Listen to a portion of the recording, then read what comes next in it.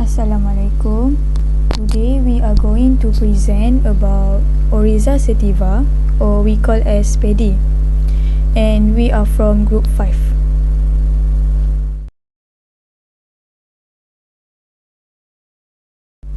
As you can see, this is our contents about our title. And first we have taxonomic description, and second we have habitat, and third we have characteristic, and fourth we have a life cycle, fifth importance to ecosystem and in economy, and lastly we have additional information. Okay, next, taxonomy description. Before we move further, I would like to introduce myself first. My name is NURUL NAJIB BINTI ABDUL. And as you can see, our topic is Oryza Sativa, or we call Paddy. And scientific name is Oryza Sativa. Common name Asian cultivate rice. Domain is Eukaryota, and family is Poaceae or Gramineae. And subfamily is Bambusoideae, and genus is divided into 4 species complex. First, we have Sativa complexes, 2 Officinalis complexes, 3 Myriana complexes, and 4 Ridley complex. Oryza Sativa complex has 2 cultivate species, namely Oryza Sativa and Oryza glaberrima. Oryza Sativa, the Asian rice, is grown worldwide, and Oryza glaberrima is grown on limited areas in few African countries. Next, we go to our next section in this topic, which is habitat. So, where we can find this rice paddy in this world. So, in my research, we can see the rice paddy grown, their rice production at area tropic, subtropical, and temperature areas. So, the tropic is roughly in the middle of the globe. Because we can see in this world, in our Earth, there is a vertical and in vertical line, like in our country Malaysia, in catalyst lines, and subtropical is like a characteristic of a region or climate that is frost-free with temperatures high enough to support year-round plant growth given sufficient moisture. Next, most common and often cultivated plant for this rice paddy is we can see like Africa, America, Australia, China, New Guinea, and South Asia. And the third point, we can see its natural habitat is tropical marshes. So marshes is like a type of wetland and area of land where water covers the ground for long periods of time. So this situation we commonly can see in Malaysia like in Kedah. Rice is unlike other agriculture crops. Why? Because rice paddy is commonly can moderate temperatures and high levels of moisture are ideal for rice plant to flourish, which is more successful to growth. And its ideal temperature, we can see it is at 24 degrees Celsius or 75 Fahrenheit. Next, I will explain to my next slide, which is what is the factor of this paddy rice can be survive in their habitat that I had explained in this previous slide. So in my research, I found 3 types of factors, which is the first one is climatic, second one land and soil, and lastly water. So we look at the first one, which is climatic. So in climatic temperature, paddy rice is very sensitive to cold and can be damaged by temperatures below 10 degrees Celsius and above 40 degrees Celsius. That's why in my previous slides, their ideal temperatures is 24 degrees Celsius. And next, for the rainfall, it is important to affect yield of rain-fed western rice. So rain-fed Western right, it is mean a type of farming that relies on rainfall for water. So the last one, winds and humidity. So winds and humidity, it can be a main role for paddy rice reproduction because it can increase the ethanol reproduction. So as we know, ethanol production is a plant hormone that can give a very many benefit to the plant, such as seed germination, shoot and root growth, and many other else. And it can decrease gibberellic acid content of roots and shoots in rice. So why gibberellic acid need to be decreased? Because by reducing gibberellic acid, it can result in shorter, steadier plants that are less likely to lodge, especially under condition of high wind or heavy rains. So for the next example, if we decrease gibberellic acid in this paddy rice by winds and humidity, it can improve the yield by enhancing the number of productive tillers and improving grain filling. So this is for climatic. So next we go to the land and soil. So an ideal rice soil should contain 50% to 60% of fine fraction of seed and clay. So that's why if we go to Malaysia, we commonly in Kedah, if we go to that paddy rice field, that's why we put it, step in, there are many of clays. So the next one, the majority of rice varieties require a pH between 5.5 to 7, although it can tolerate with acidic condition. Because as we all know too, this rice paddy can do a fermentation alcohol. So now we go to the last one, water. So the rice plant generally have shallows and root systems, and its tipping of the field, irrigation, evapotranspiration, drainage, and infiltration are also to be considered. So that's all for my slide.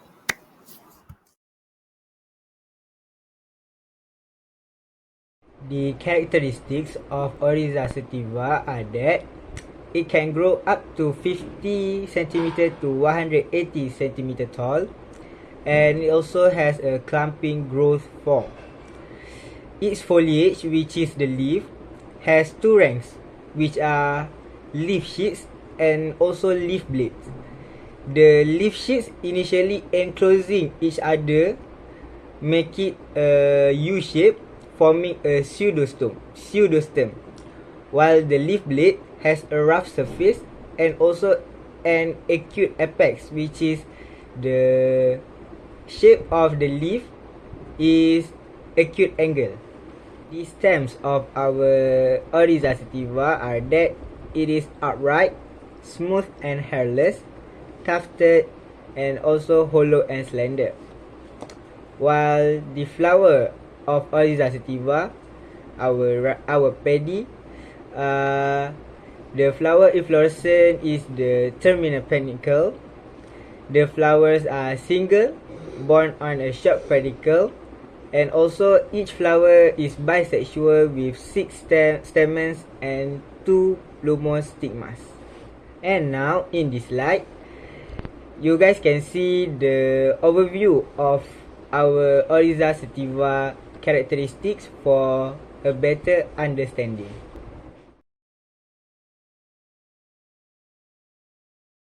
Hi, my name is AFRINA HAZIRAH binti SALEH. My ID number is 2022480046. Move on to the life cycle of rice. The life cycle of rice can be divided into 3 phases. First, vegetative, second, reproductive, and third, ripening. First, vegetative. It refers to the time between germination and the initiation of panicle primordia. It is distinguished by active tillering, a gradual increase in plant height and regular leaf emergence. Tillering can begin with the main culm has its 5th or 6th leaf. Active tillering is a stage in which the tillering rate, the number of tillers added per unit of time, is high. The maximum tillering stage occurs when the number of tillers per plant or unit area is at its maximum, either before or after the initiation of panicle primordia, depending on the variety growth duration. After this stage, tillers may or may not produce panicles. Second, reproductive. It is distinguished by comb elongation, a decrease in tiller number, the appearance of a flat leaf, budding, heading, and flowering. The onset of panicle primordia is usually around 30 days before headings. Internode elongation typically begins around the time of panicle primordia initiation and continues until heading. Heading referred to panicle exertion, spiculate anthesis flowering begins during penile exertion or the next day. Due to variation in panicle exertion within tiller of the same plant and between plants in the same field, it takes 10 to 14 days for a crop to complete heading. Agronomically, heading refers to 50% of the panicle's exertion. Lastly, ripening.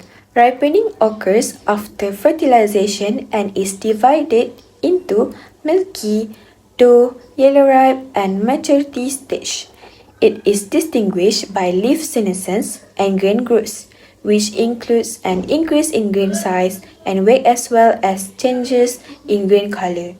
Temperature influence the length of ripening, which range from about 30 days in the tropics to 60 days in cool temperature regions such as Japan, New South Wales, and Australia. Growth duration differences are primarily caused by differences in the length of the vegetative growth stage. The length of the reproductive stage plus the ripening period for any variety in a given environment may be considered about the same. The vegetative stage of early maturing varieties are brief. Late maturing varieties have long vegetative stage and may reach maximum tillering stage before panicle primordia initiation. The period between the maximum tillering stage and the initiation of panicle primordia is also known as the vegetative lag phase.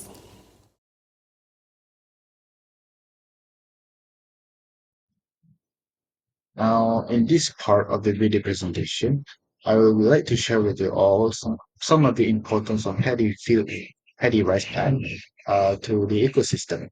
Now, firstly,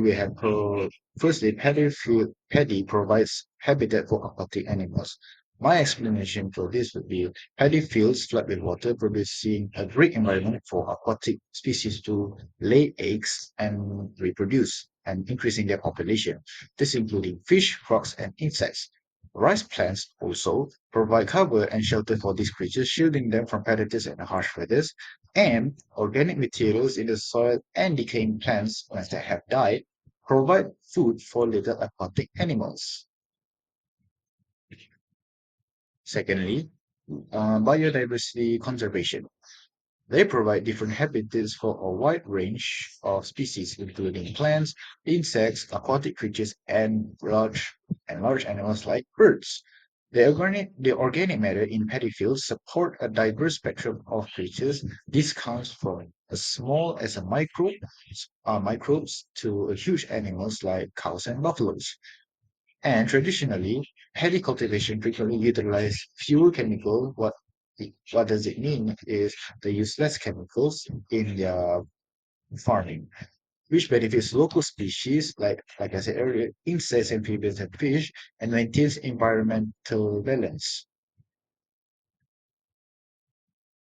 Thirdly, pest controls. The water and flora or other plants instead of the rice fields, including the paddy itself, in paddy fields attracts predators such as birds, insects, and amphibians, all of which feed on pests and larvae. Next, certain insects such as dragonflies and spiders flourish in rice fields and prey on pests, helping to manage their population. They are decreasing the population of pests. And frogs and fish in water consumes invasive or nuisance Instead, they're causing a nuisance in the habitat and larvae also, limiting their population. Fourth, water regulators. They act as water regulators. They collect and store excess rainfall, lowering the danger of floods in surrounding areas. This is a general knowledge that we are kids. Water in headwaters is slowly released into the environment, ensuring the consistent supply of water for neighboring areas during dry periods. Water from paddy fields also tend to seep into the ground, hence replenishing groundwater supplies. And, and lastly, by absorbing and holding water, paddy fields can help reduce the impact of heavy rainfall and prevent soil erosion. I'm sorry. Fifth would be pollution infiltration. Plants and soil have trapped sediments and particles, preventing them from flowing into larger water bodies. On the other hand, soil microbes in paddy fields break down pollutants and toxins, reducing the impact on the environment. And for water absorption, the rice plants and soil in paddy fields absorb and filter pollutants from the water, like excess nutrients and chemicals. So the point of paddy fields in terms of pollution filtration is to reduce contamination on the plants itself, their habitats, and water bodies like lakes or maybe rivers.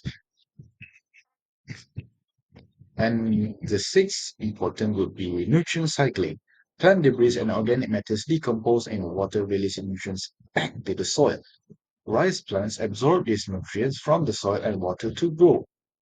When plants die and decompose, they return these nutrients back to the soil, which can be used for future crops.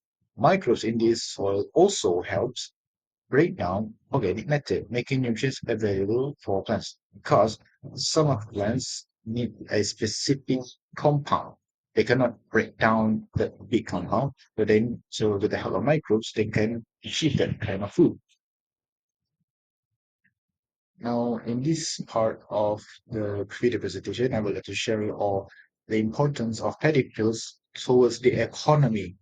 As I said earlier, it was for the ecosystem, now it's for the economy. Firstly, we have stable food production, or paddy fields can ensure stable food production. Paddy fields are specifically used to grow rice, a major staple food for many countries around the world. The flooded conditions in paddy fields, as I said before, that the paddy fields are more like a wetland. Okay, these conditions are ideal for growing large amount of rice, ensuring a steady food supply. Rice cultivation in paddy fields is as well-established method. It is a well-established method, meaning it has been existed for thousands of years ago, that efficiently produces rice on a large scale. Lastly, by consistently producing rice, paddy fields helps ensuring a reliable source of staple food for the population across the globe. Secondly, would be employment. So as for farming jobs, this type of job, they create work for people involved in planting, maintaining, and harvesting rice. As for support service, jobs are also available in related areas like equipment, repair, fertilizing supply, and transportation of rice. For those who live in rural areas, they provide essential income for many rural communities dependent on agriculture. And as for seasonal work, employment opportunities arise throughout the growing season from planting to harvesting. Thirdly, we have export revenue.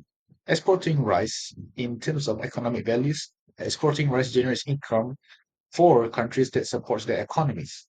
Or in terms of trade relationships, exporting rice can strengthen trade relations and open more markets. And for global demands, many countries import rice to meet their food needs, creating a market for exported rice. And they produce large quantity of rice, which can be sold internationally. The fourth one would be cultural and tourism value. Traditional rice farming methods and landscapes are an important part of the local history and culture. The lush green rice paddies it will create an extraordinary landscape to attract tourists because humans like to see beautiful things. Many regions host festivals and events related to rice farming, drawing visitors and celebrating local traditions. And lastly, visitors can explore paddy fields, learn about farming practices, and enjoy the natural scenery. Fifth would be the rural development. They provide, or in terms of economic growth, they provide income for local farmers and businesses whilst boosting or thus boosting the rural economy. Again, rural is for people who live outside of the city. Okay, farming needs leads farming needs leads to be better infrastructure such as roads and irrigation system, which benefits the community. They create jobs in farming and related service, helping reduce rural unemployment. And lastly, will be increased economic activity can lead to better service like schools and healthcare for in rural areas. So, in summary, rural develop rice paddies economy can boost the rural development to be as similar as for those who live in the city. And lastly would be value-added products. The harvested rice can be milled and processed or processed into various products such as rice flour, rice bran oil, and instant rice. Next, products like rice cakes, rice noodles, and rice snacks add value to the new raw rice. High quality branded rice products can be marketed and sold at a premium, enhancing the value. And lastly, items like rice husk and straws can be used for making fuel, animal feed, and building materials.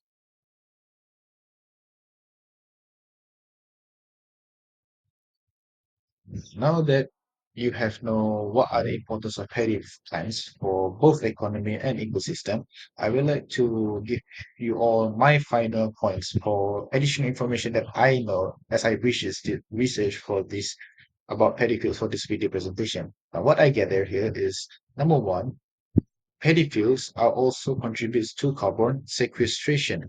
Now, what is carbon sequestration? So as it said in the slide, carbon sequestration is the process of capturing and storing atmospheric carbon dioxide. Therefore, paddy fields help to sequester carbon. Where wet conditions hinder the process hindering the breakdown of organic materials, allowing carbon to be stored in the soil. So the second information on the other hand would be they serve as important stopover points and feeding grounds for migratory birds, some of which travel thousands of miles across continents. Reason why is, let's say, in the importance of the ecosystem, there are there will be invasive species in the habitat of the paddy field. So birds are one of the consumers of these invasive species.